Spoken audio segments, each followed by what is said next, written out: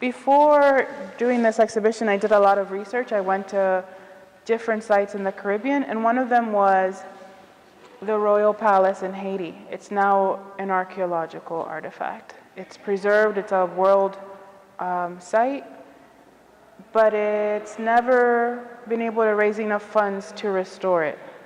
So you see this,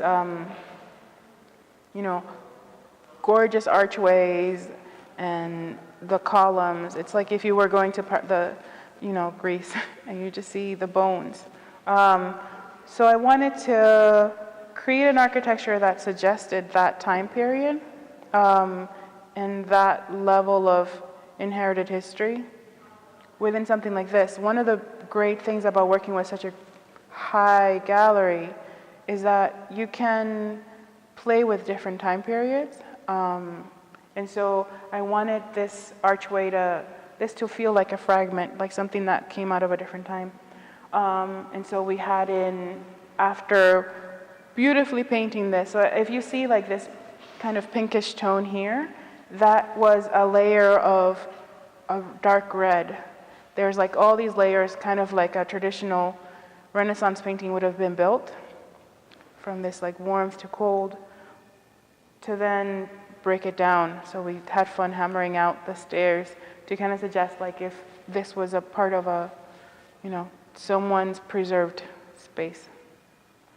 But the blue in it specifically that you see throughout is speaking on indigo, and indigo being this very valuable thing that has such an intense history. So when we look at something like jeans and we have that phrase, true blue American, people don't realize how very fraught that phrase is.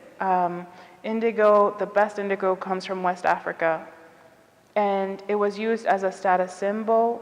Cotton and indigo could be a sign of royalty, of really high status. So during the slave trade, you would literally be able to trade a human body for a bolt of indigo cotton.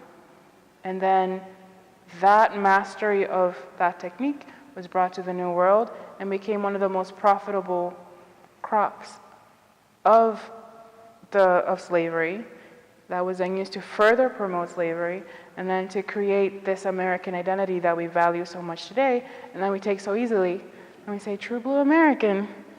But then how do you reclaim that? How do you reclaim something that had this intense history, this rich value, and reclaim it? Reframe it and reclaim it.